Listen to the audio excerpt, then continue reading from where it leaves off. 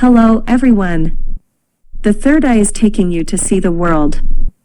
On the top of a hill in Alberton County, the U.S. state of Georgia, a Stonehenge stands 90 miles to the east of Atlanta. It was called the Georgia Guidestones or the Georgia Stonehenge.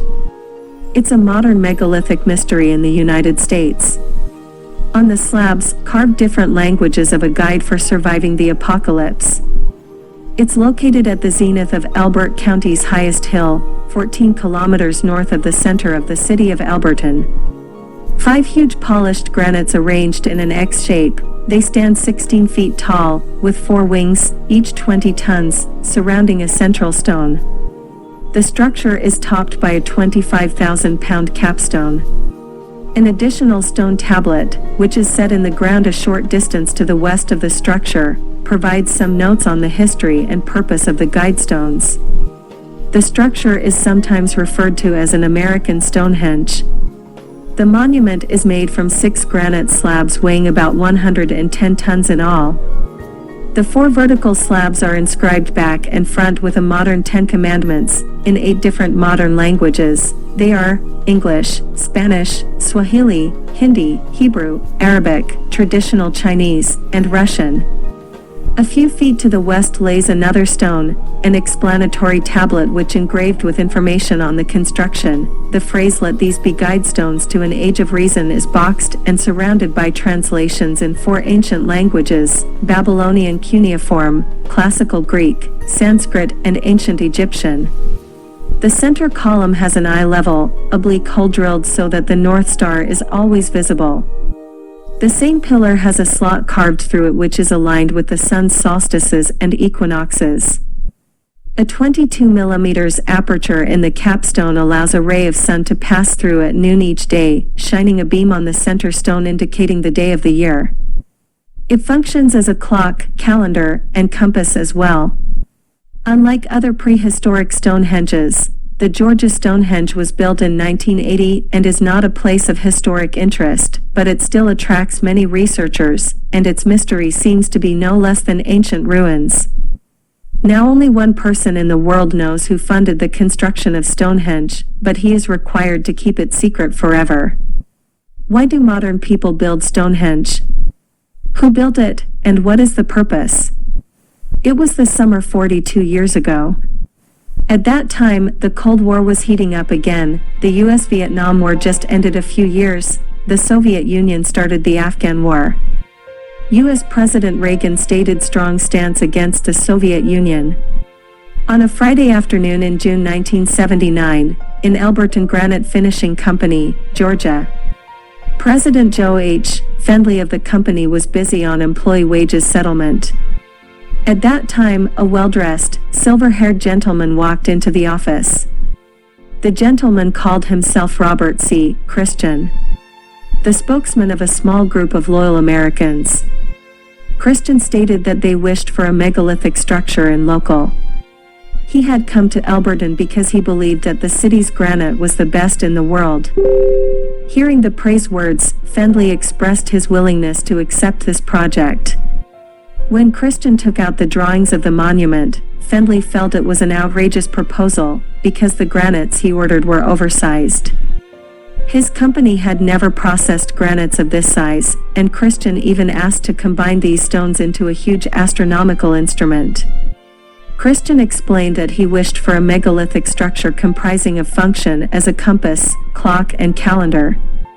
He specified that the creation should be able to defy man-made and natural disaster. Thus, the survivors will build a better civilization in the future with the instructions on it. The instructions inscribed on it would be in 12 main languages in the world. So that, to learn the lessons of the last civilization disaster and avoid the same mistakes. Believing the man to be a nut, the company attempted to run him off without trouble by giving an astronomical quote, many times the highest ever sale by the company. Fendley said he couldn't consider such a project until he was sure he could get the money. Asking if there was a banker locally that he trusted, Fendley passed R.C. Christian over to Wyatt C. Martin, president of the Granite City Bank. Martin later recalled, "Fendley called me and said, a kook over here wants some kind of crazy monument, but when this fella showed up he was wearing a very nice, expensive suit, which made me take him a little more seriously. And he was well-spoken, obviously an educated person. Meeting at the bank, the enigmatic man, Christian, admitted his name was a pseudonym, and revealed that the planning for the Georgia Guidestones had been underway for 20 years. He added that he wished to remain anonymous in perpetuity. When he told me what he was and this group wanted to do, I just about fell over. I told him, I believe you'd be just as well off to take the money and throw it out in the street into the gutters. The mysterious man looked at Martin, shook his head slightly, and said with a pity, "You don't understand." The incredulous Martin showed Christian the bicentennial memorial fountain at Town Square, its massive 13-stone frame being a tribute to the original American colonies. Martin said that it's the largest project we have undertaken here. Martin intended to prove to Christian that his plan was unfeasible, yet the mysterious customer was nonplussed and promised to return after the weekend. He exited the city by charter plane and was seemingly scouting for locations. When mysterious customer did return on Monday, Martin insisted on going by the book, requiring a name and evidence that R.C. Christian had the financial means to pay for the proposed Georgia Guidestones. In the end, the financial arrangements made between Christian and Martin, the banker knows Christian's real identity, but he's sworn to confidentiality. Christian agreed on condition of lifelong non-disclosure on Martin's part, and the destruction of all documentation after the project had concluded. He said he was going to send the money from different banks across the country because he wanted to make sure it couldn't be traced. He made it clear that he was very serious about secrecy. Martin said. Leaving the bank, Christian returned to the Alberton Granite Finishing Company and gave Fendley a box containing a model of the Guidestones as envisioned alongside a detailed 10-page document on requirements. Fendley accepted the box but still suspicious, until the following Friday, Martin telephoned to say that a deposit of $10,000 had been paid. After that, Fendley stopped questioning and began the most challenging project in the history of Alberton County. In order to find the appropriate stones and dig the huge size of granite from the mountain, Fendley specially ordered a rock drill machine and hired 2 master stonecutters to smooth the finish. The instructions for the creation of the monument were complicated. Even with a 10-page instruction, it's still difficult to confirm specific details. Fendley was forced to employ an astronomer from University of Georgia as project consultant, ensuring the correct construction. The 4 large upright wing slabs are oriented to the limits of moon migration during the year. The center stone has an eye-level, oblique hole drilled so that the North Star is always visible, alongside a slot which is always aligned with the sun's solstices and equinoxes. An aperture in the capstone allows a ray of sun to pass through at noon each day, shining a beam on the center stone indicating the day of the year. With the assistance of professionals and airplane, mysterious customer finally selected the location for Stonehenge.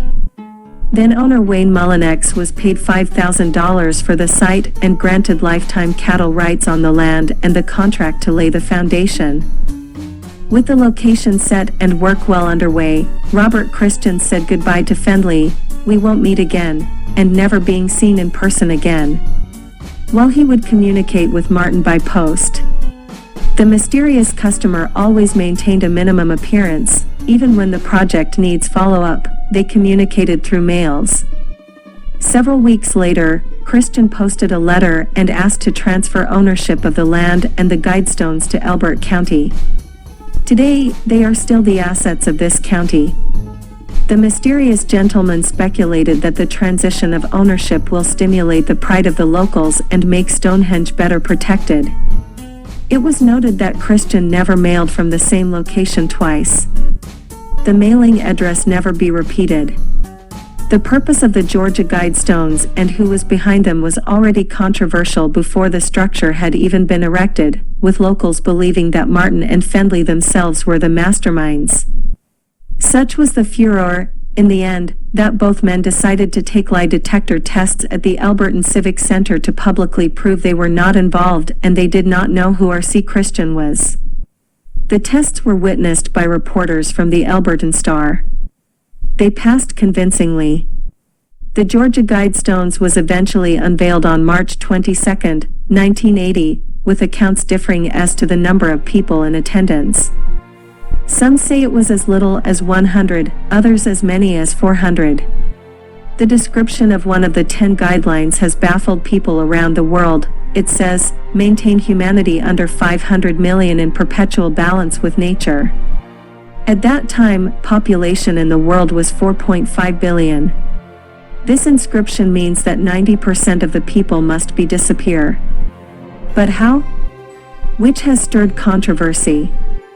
On the left side of explanatory tablet, people could find the words as, time capsule, placed 6 feet below this spot, on, to be opened on. The words appear as shown under the time capsule heading, no dates are engraved. There are various speculations about the time capsule. To build this Stonehenge at an altitude of more than 1,400 meters, is it possible that humans will experience the other great flood? Is the area where Stonehenge located will be a refuge for surviving humans? That all about the Georgia Guidestones. The third eye is taking you to see the world. We will share you more interesting topics in our next video. Thank you for your likes, subscribe, and share. If you have any thoughts, please leave us comment below. Thank you, bye-bye.